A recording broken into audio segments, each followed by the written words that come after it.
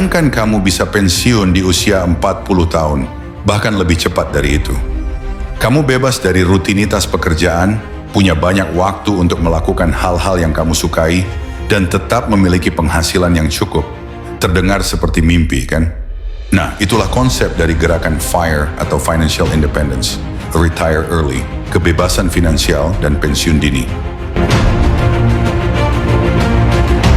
Halo teman-teman, selamat datang kembali di channel Sarjana Muda, tempat kita bahas keuangan dengan cara yang santai dan mudah dipahami. Hari ini saya akan membahas tentang gerakan FIRE. Apa itu, bagaimana caranya, dan apakah mungkin untuk kita mencapainya? So, let's dive in.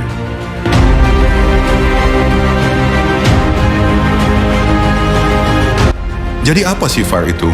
FIRE adalah konsep yang populer, terutama di kalangan milenial, yang ingin mencapai kebebasan finansial lebih cepat dari pensiun tradisional.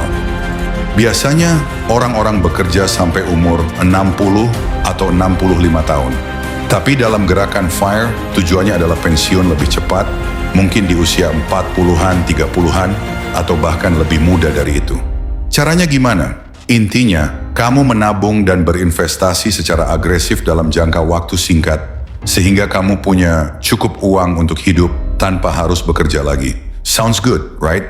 Tapi, nggak semudah itu juga.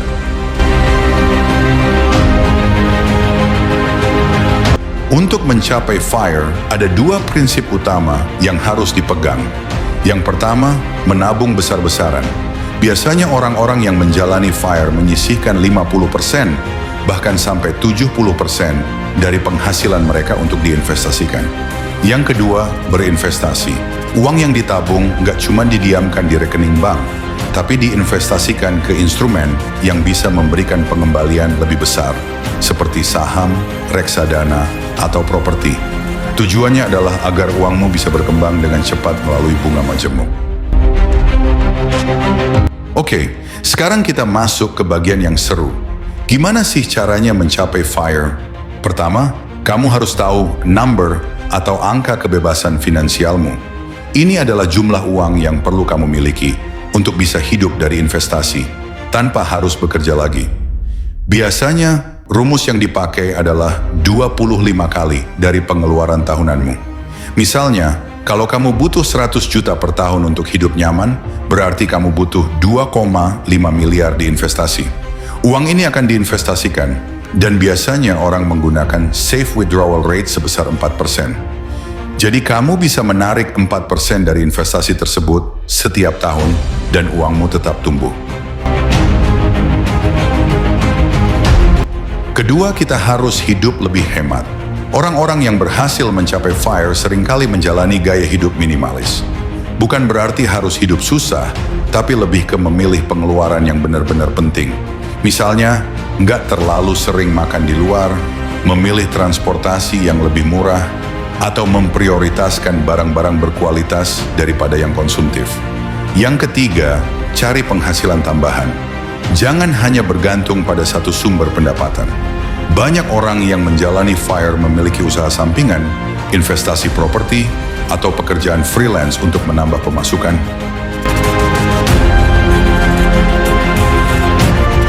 Tapi, nggak semua orang bisa atau cocok menjalani FIRE. Ada tantangan-tantangan yang perlu kamu siapin juga. Pertama, kamu harus disiplin banget.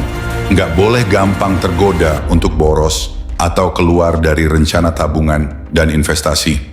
Kedua, risiko investasi. Meskipun potensi keuntungan besar, ada juga risiko kerugian, terutama kalau kamu nggak terlalu paham dengan dunia investasi.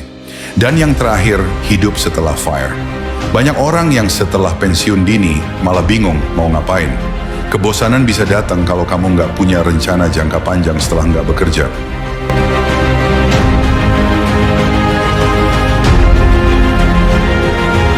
Jadi, FIRE itu bukan mimpi yang mustahil, tapi butuh perencanaan dan disiplin yang matang.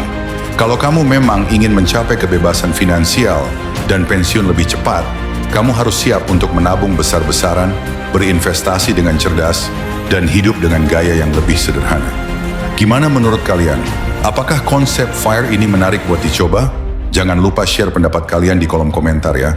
Dan kalau kalian suka video ini, jangan lupa like dan subscribe supaya nggak ketinggalan konten-konten keuangan menarik lainnya. Sampai jumpa di video berikutnya.